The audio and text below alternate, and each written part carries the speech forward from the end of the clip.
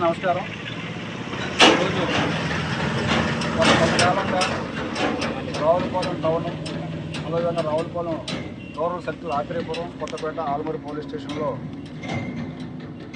Seize చేయబడిన అక్రమ మద్యం ఐడిఆర్ఎఫ్ కేసులకు సంబంధించి ప్రాపర్టీని అంతా కూడా డిస్ట్రాయ్ చేయడానికి సంబంధిత అధికారులైన డిప్యూటీ కమిషనర్ గారు, ఎక్సైజ్ గారి ద్వారా డిస్ట్రక్షన్స్ ఆర్డర్ పొందింది.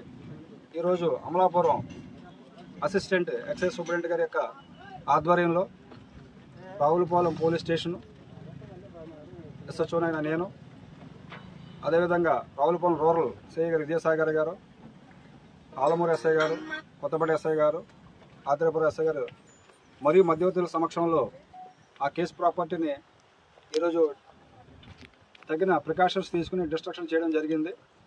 అందులో భాగంగా టోటల్గా 296 కేసుల్లో ఉన్న ప్రాపర్టీని, మద్యం బాటిల్స్లను, duty paid, non duty paid liquor బాటిల్స్ని, అదేవిధంగా ఐడిఆర్ఎక్ని డిస్ట్రాయ్ చేయడం జరిగింది.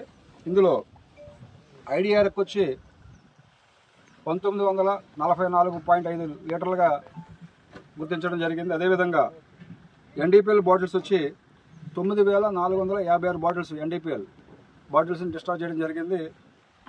అదేవిధంగా డ్యూటీ పెయిడ్ 2231 బాటిళ్లను డిస్ట్రాయ్ చేయడం జరిగింది.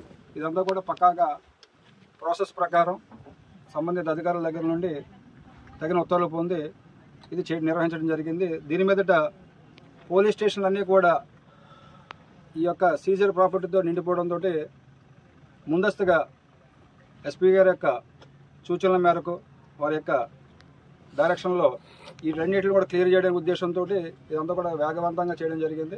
దీన్ని సహకరించిన అందరికీ కూడా ధన్యవాదాలు తెలియజేస్తున్నాం. ఎప్పటికప్పుడు తాజా సమాచారం కోసం మా ఛానల్ ను సబ్స్క్రైబ్ చేయండి, లైక్ చేయండి, షేర్ చేయండి.